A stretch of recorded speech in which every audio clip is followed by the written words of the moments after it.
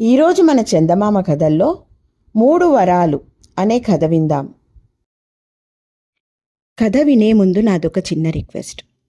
మీరు గనక మా ఛానల్ని మొదటిసారి చూస్తున్నట్లయితే ప్లీజ్ తప్పకుండా సబ్స్క్రైబ్ చేయండి. ఇక కథలోకి వద్దాం. ఎక్కడో ఒక మారుమూల దేశంలో ఒక చిన్న గ్రామంలో ఒక ఆసామి ఉండేవాడు. పెద్ద ధనికుడు కాకపోయినా అతనికి ఏ లోటు లేదు. అయినా అతడు పిసినిగొట్టు. చూస్తూ చూస్తూ ఒకరికి పెట్టలేడు, తాను తినాలేడు. అతని భార్య కూడా అతనికి తగినదే. ప్రతి వస్తువు అమిత పొదుపుగా వాడేది. వంట చేసేటప్పుడు ఒక్క నలుసైనా మిగలనిచ్చేది కాదు. ప్రాణం పోయినా వంటకం అనేది పారేసేది కాదు. ఈ దంపతులకు ఒక చంటి కుర్రాడున్నాడు. వాని గురించి తండ్రి ఎప్పుడు వీడికి మీసాలు వస్తే గాని నేను సుఖపడను అంటూ ఉండేవాడు. ఒకరోజు కుంభపోతగా వర్షం కురుస్తున్న సమయంలో ఎవరో మనిషి తలుపు తట్టాడు. ఆసామి వెళ్ళి తలుపు తీశాడు. బయట ఉన్న మనిషి చప్పున లోపలికి వచ్చి, అబ్బా ఏమి వాన, చాలా దూరం నుండి వస్తున్నాను. ఇంకా ఎంతో దూరం వెళ్ళవలసి ఉన్నది. ఈ పూట ఇక్కడ తలదాచుకోక తప్పదు అన్నాడు. అయ్యో, ఇల్లంతా తడి చేస్తున్నావు అని ఇంటావిడ విలవిల్లాడింది. మీ దంపతులు ఇద్దరినీ చూస్తే అతిథి సత్కారం చేసేవాళ్ళులాగే ఉన్నారు. ఇంకా నయం, మంచి చోట అడుగుపెట్టాను. ఈ రాత్రికి మీరు తాగే గంజే నాకు కూడా పోయండి.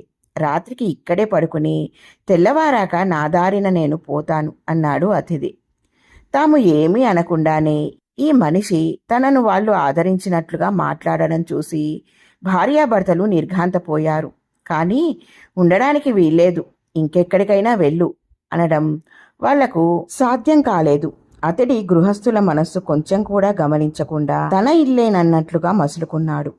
తన సంచి విప్పి అందులో నుండి పొడిబట్టలు తీసి కట్టుకొని తన తడిబట్టలు ఇల్లంతా ఆరగట్టాడు. తరువాత అతను ఒక మంచం వాల్చుకుని దానిమీద కూర్చున్నాడు. ఆసామి భార్య ఈ అతిథి తిండి విషయమై చాలా దిగులు పడింది.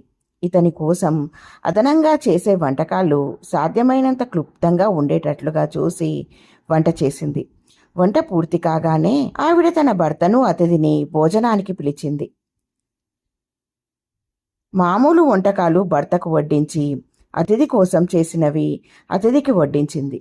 కానీ గారడీ చేసినట్లుగా ఆసామి కోసం చేసిన వంటకాలు అతిథి తింటూ ఉండడము, అతిథి కోసం చేసినవి తన భర్త తినలేక బాధపడుతూ ఉండడం ఆవిడ గమనించింది. అలాగే భర్త కోసం ఉంచిన పెరుగు అతిథి విస్తట్లో హాజరయ్యింది. దుత్తలో కాచి ఉంచిన పాలు కూడా అతిథి విస్తరి దగ్గర లోటాలో ప్రత్యక్షమయ్యాయి. అతిథి కడుపు నిండా తిని మంచి భోజనం, భలే కూర, దివ్యమైన మీగడ పెరుగు, అమృతం లాంటి పాలు అని మెచ్చుకున్నాడు. జరిగినదేమిటో ఆసామికి అర్థం కాలేదు. తన భార్య తన కడుపు కొట్టి అతిథులకు ఏనాడూ పెట్టి ఎరగదు. ఇవాళ ఏదో కారణం ఉండే అలా చేసి ఉంటుందనుకున్నాడు. ఇక ఆయన భార్య పొందిన ఆశ్చర్యానికి అంతే లేదు. ఆమె ఎంతో జాగ్రత్తగా చూసి మరీ వడ్డించినప్పటికీ తాను తినబోయే సమయానికి ఏమీ మిగలలేదు. అన్ని గిన్నెలు ఖాళీ అయిపోయాయి. అతిథి తృప్తిగా పొట్ట నిమురుకుంటూ ఆ దంపతులతో, నేను మామూలు మనిషిని కాక ఏ దేవతనో అనుకోండి. మీరు ఇచ్చిన ఆతిథ్యానికి నేను సంతోషించి మీకు 3 వరాలు ఇస్తానంటే మీరేం కోరుకుంటారు? ఒకరి తర్వాత ఒకరు కోరుకోండి అన్నాడు. అతిథి వేళాకోలానికి ఈ మాటలు అంటున్నాడని, అతడు ఎవరో పిచ్చివాడై ఉంటాడని ఆసామికి అనిపించింది. ఆయన తన మామూలు ధోరణిలో, నాకు పెద్ద కోరికలేమీ లేవులేండి. మా పసివాడికి ఎంత తొందరగా మీసాలు వస్తే నేను అంతగా సుఖపడిపోతాను అన్నాడు. ఏమమ్మా, నీ కోరిక ఏమిటి అని అతిథి ఇంటావిడను అడిగాడు. అమాయకురాలు కావడం చేతనో ఆడది గనకనో ఆవిడకు వరాలనగానే మంచి కోరిక కోరుకోవాలనిపించింది. అందుచేత ఆవిడ అతిథితో, నా కోరిక ఏమిటంటేనండి, నేను చేత్తో ఏది పట్టుకున్నా సరే అది బారెడు పొడుగున పెరిగిపోవాలండి అన్నది. ఇలా కోరడంలో ఆవిడ ఉద్దేశం ఏమిటంటే, కూరలు తరిగేటప్పుడు తాను ఒక చిన్న కూరగాయ ముట్టుకుంటే అది బారెడు పెరిగి 2 పూటలా సరిపోవాలి. అలాగే ఒక బంగారు కాసు పట్టుకుంటే అది బారెడు పొడుగు పెరిగి బంగారు కడ్డీగా పెరిగిపోయి అంతులేని బంగారం ఇల్లంతా నిండాలి.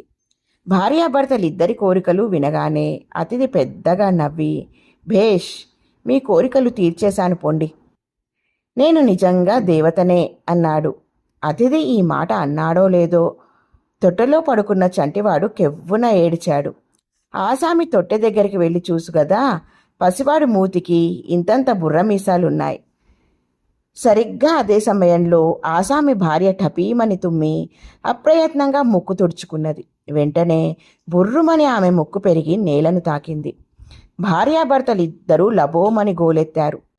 చంటి వెదవకు ఇంతేసి మీసాలేమిటి, వాడు గుక్క పట్టి ఏడుస్తున్నాడు అన్నాడు ఆసామి విచారంగా. ఈ ముక్కేమిటి, ఇది పెట్టుకుని నలుగురి ఎదుటికి పోయేదెలా అన్నది ఆసామి భార్య. ఇద్దరికీ మతులు చెడిపోయాయి. అంతా ఈ పాపిష్టివాడే చేశాడు అన్నాడు ఆసామి అతిథి కేసి వేలు చూపిస్తూ. ఇందులో నా తప్పేమీ లేదు. మీరిచ్చిన ఆతిథ్యానికి సంతోషించి మీకు వరాలిస్తానంటే మీరే కోరుకున్నారు. వరం కోరుకునేటప్పుడు ఆలోచించి మరీ కోరుకోవలసింది. అయినా మీకు ఇంకా ఒక వరం మిగిలి ఉంది.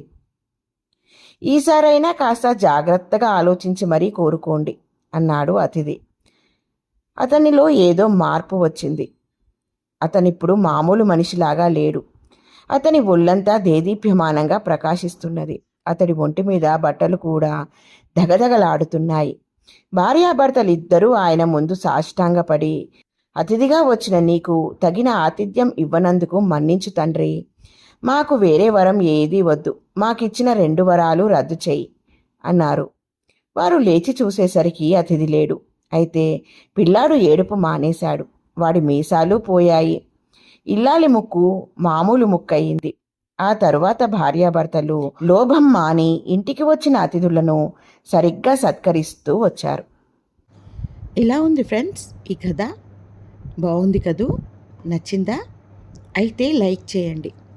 మీ బంధువులకు, స్నేహితులకు ఈ కథలను షేర్ చేయండి. మరిన్ని మంచి మంచి కథల కోసం మా ఛానల్ను తప్పకుండా సబ్స్క్రైబ్ చేయండి. మరొక మంచి కథతో మళ్ళీ కలుద్దాం. ఉంటాను మరి.